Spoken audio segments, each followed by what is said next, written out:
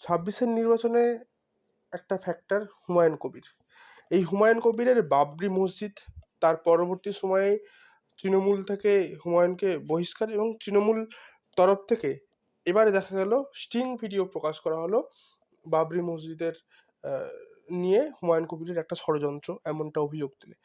এবারে সেই তার পরবর্তী সময়ে দেখা যাচ্ছে বাংলার মাটিতে এসে ভোটের প্রচারে স্বরাষ্ট্রমন্ত্রী অমিত শাহ এদিকে প্রকাশ্যে বলছেন যে বাবরি মসজিদ ভারতে হতে দেব না।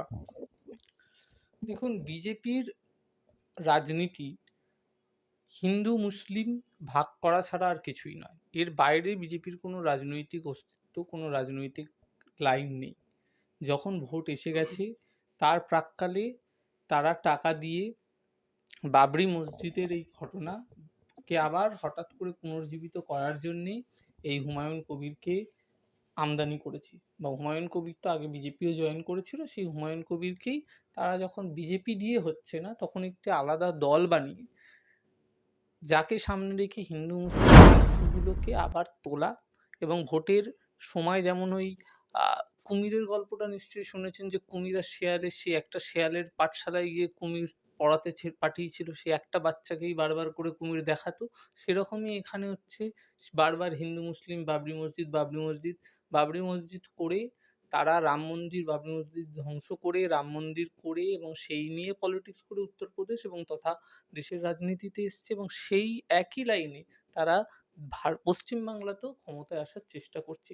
তাই জন্য এই যে ফাইটটা, যে লড়াইটা দেখানো হচ্ছে হুমায়ুন কবিরের সঙ্গে অমিত শাহের, সেটা একটা সেটিং, যাতে মানুষের চোখটা এই হিন্দু মুসলিম ইস্যুর দিকে চলে যায় এবং অন্যান্য যেসব ইস্যু যেগুলো নিয়ে মানুষের ভাবা উচিত বা কথা বলা উচিত সেগুলো নিয়ে না বলা। এবং পলিটিক্যাল মাইলেজও যাতে হুমায়ুন কবির পায়, তাই জন্যেই অমিত শাহ কিন্তু হুমায়ুন কবিরকে নিয়ে মন্তব্য করছে। নয়তো হুমায়ুন কবির এমন কোনো ব্যক্তিত্বই নয় যাকে এত গুরুত্ব দিয়ে যার নিয়ে কথা বলা উচিত। কিন্তু যেহেতু একে পয়সাও দিয়েছে বিজেপি এবং একে ফুটেজ সামনেও নিয়ে আসছে বিজেপি এবং ভোট এসে গেছে, এখন মানুষের মধ্যে যদি একটা ঘৃণা, একটা অসন্তোষ তৈরি করা যায়, তাহলে সেটাকে এনক্যাশ করতে পারবে বিজেপি। হিন্দু মুসলিমের এই তাস খেলে তারা সাম্প্রদায়িকতার একটা তাস খেলছে, এর থেকে বেশি এটি কিছুই না।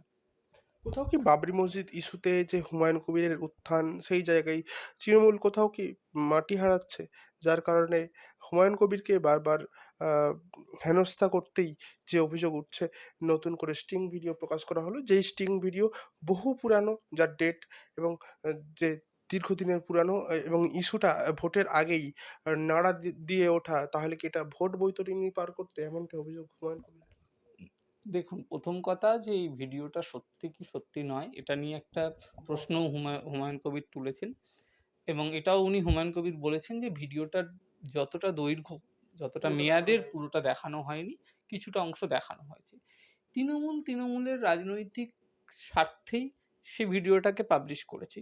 এটা ঠিক যে ভোটের আসের আগে ঠিক সেই মুহূর্তেই কেন বেরোলো ভিডিওটি। কিন্তু ভিডিওতে বলা যে কথাগুলো, সেগুলো কি ঠিক? প্রশ্নটা আসলে সেখানে, যে আদৌ কি হুমায়ুন কবির এই পুরো বাবরি মসজিদ বলুন বা হিন্দু মুসলিম তাস খেলার জন্যেই শুভেন্দুর থেকে টাকা নিয়ে বা অন্যান্য রাজ্যের মন্ত্রীদের থেকে, বিভিন্ন বিজেপির মন্ত্রীদের থেকে টাকা পেয়েছে, ফান্ড পেয়েছে?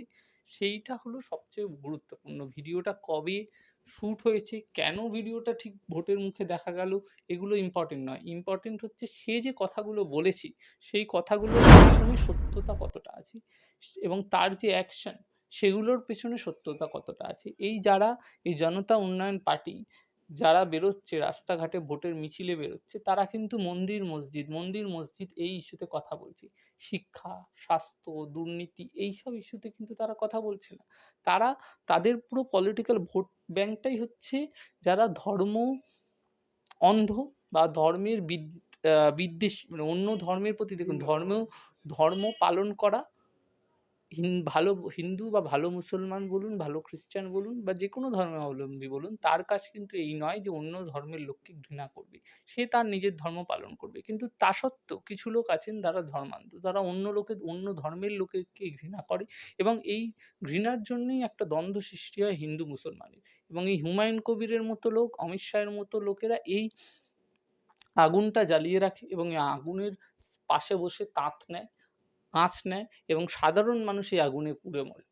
তাই জন্যে আদৌ এই ভিডিওটা আগে সত্যটা মিথ্যে সেটা দেখা উচিত। কতদিন আগে বেরিয়ে শ্যুট করা হয়েছে, কত মিনিটের ভিডিও, কেন পুরোটা দিল না, কেন ভোটের আগেই দিল, এগুলো সেকেন্ডারি কোয়েশ্চেন। প্রিলিমিনারি কোয়েশ্চেন হচ্ছে আদৌ এই ভিডিওটা অথেন্টিক কিনা, নাকি এটা এআই দিয়ে, যেরকম হুমায়ুন কবির বলেছে এটা এআই দিয়ে বানানো, সেইটা দেখা আমার মনে হয় আগে জরুরি। পাল্টা কিন্তু হুমায়ুন কবিরকে যে বলা হয়েছে অমিত শাহর তরফ থেকে যে বন্ধ করে দেওয়া হবে বা কাজ এই বাবরি মসজিদ করতে দেওয়া হবে না, সেই জায়গায় হুমায়ুন কবির পাল্টা কত বড় বাপের বেটা আছে, অমিত শাহ 24 ঘন্টার মধ্যে কাজ বন্ধ করে দেখা বাবরি মসজিদে হুঁশিয়ারি দিতেও শোনা গেছে।